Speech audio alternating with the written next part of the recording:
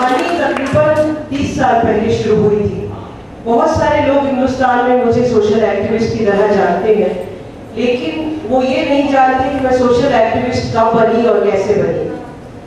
मैं बहुत बार अपने खानदान के बारे में बताती हूँ कि जिस तरह मैं पली बढ़ी, जो माहौल रहा, उसमें हमारे माँ बाप ने ये सिखाया था कि कुछ समाज के लिए करना है, लेकिन उसमें एक और बहुत अहम भूमिका जो अदा की मेरे एक्टिविस्ट बनने में, मेरे सामाजिक कार्यकर्ता करने में, वो अहम भूमिका थी फरीदा की, जो अभी मंच पे बैठी है।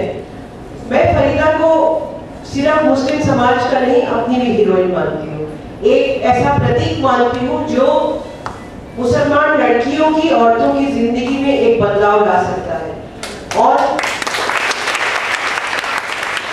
पहचान की बागडोर, पहचान जो एक नया ट्रस्ट है, उसकी बागडोर, उसका काम सारे मेवात में फरीदा के हाथों से ही होगा। फरीदा ही इस काम को लेके आगे जाएगी। फरीदा के साथ पहचान में डॉक्टर कौसर वजारत उसकी चेयरपर्सन है, जो ट्रस्ट की शुरुआत हुई है। उम्मीद है कि हम सारे 503 गाँव में पहचान के सेंटर्स खोल पाएंगे और इस इल्म की रोशनी को सब गाँव तक पहुँचा पाएंगे।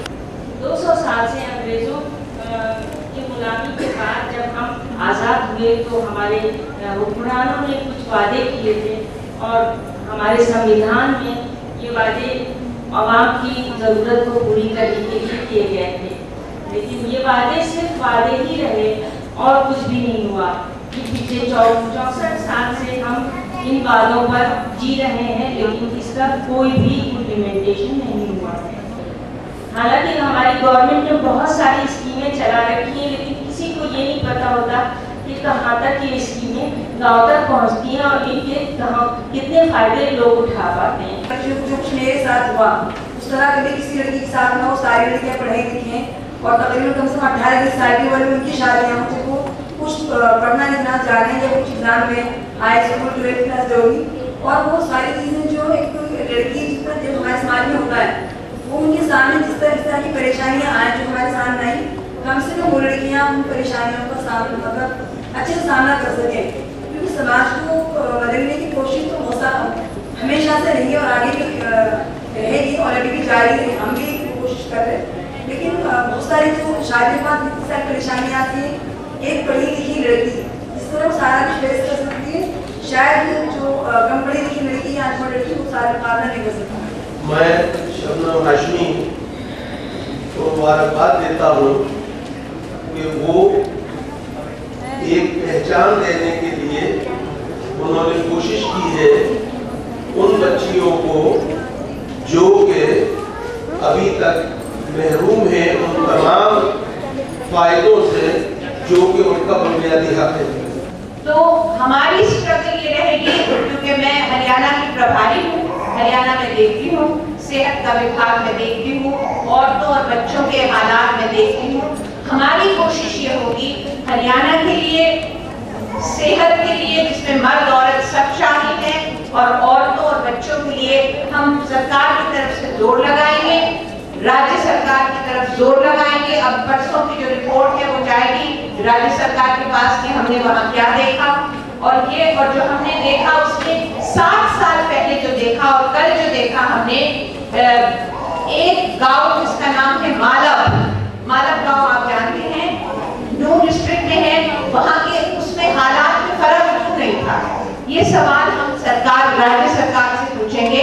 और जब हम राज्य सरकार से सवाल पूछते हैं तो राज्य सरकार को उसका जवाब देना पड़ता है और उस पर अमल दरामद करनी पड़ती है। तो आप अपनी तरफ से कोशिश करें, हम अपनी तरफ से कोशिश करें। जो जैसी संस्था आपकी है, हमें लगता है कि आप हमारा भी एक हिस्सा हैं और हम आपका एक हिस्सा है, तो अगर मिलजुल के कोशिश करेंगे तो मैं इस बात का यकीन दिलाती हूँ कि अब जब ये लड़कियाँ पढ़ के और जो 2-3 सालों में हम अल्लाह इंशाअल्लाह और खुदा के करम और रहम से और अपनी कोशिश से और अपनी चेष्टा से पूरा जो मेवात की शक्ल है वो बदलते ही दम लेंगे। इसी बात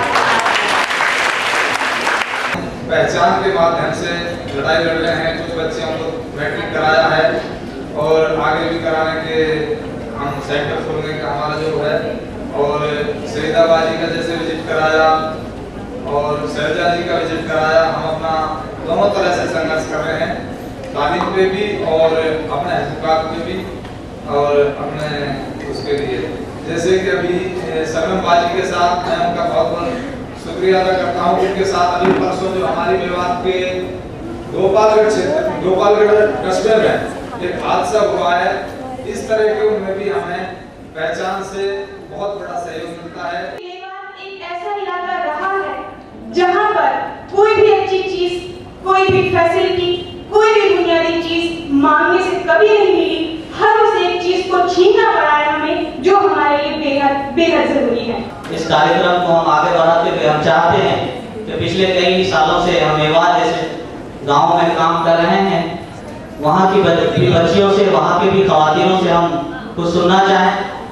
Good evening all of you and all the people present in this motivational function. I am Tushar Hassan and I am teaching as a teacher in Pehchan situated at Jaipur. I am attached with this NGO since 2 months and I have observed a lot of things in this NGO, like how this NGO is different from a lot of NGOs. In this NGO I have observed that Faida Ma'am is helping the girls who lost their teenage and childhood in just doing domestic work.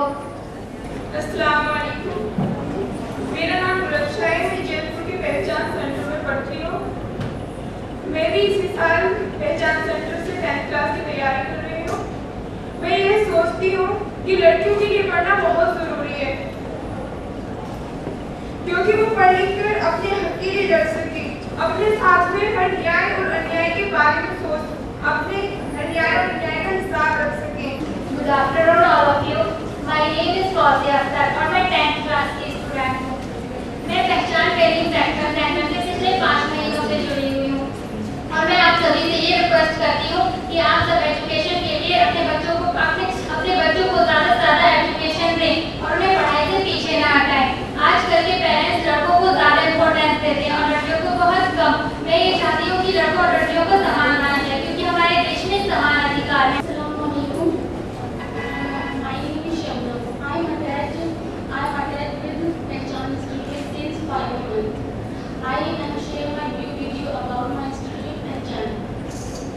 आजकल के दौर में education बहुत ज़्यादा important है।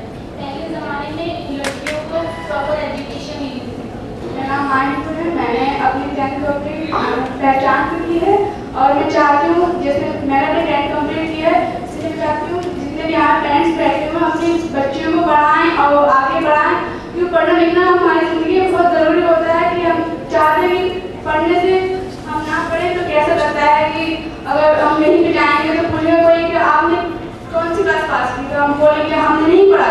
तो हम सिर्फ पढ़ने से जरूरी होता है कि हम जब कहीं जाएंगे तो कोई बोलेगा कि आपने कौन सी क्लास पास की। मैं हिम्मत से बोल सकती हूँ हाँ मैं 10th पास की और मैं जामिया से पास की है। अस्सलाम वालेकुम, मेरा नाम फरहाना है और पिछले 1 साल से अलग ट्रेनिंग सेंटर में जुड़ी हूँ।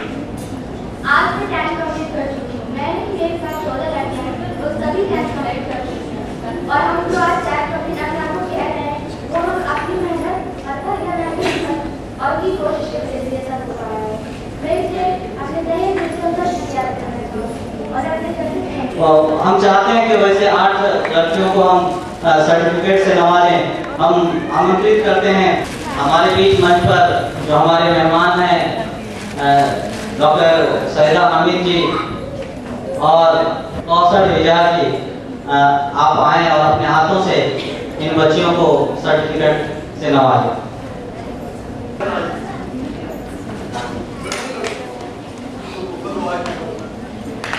जोरदार तालियां।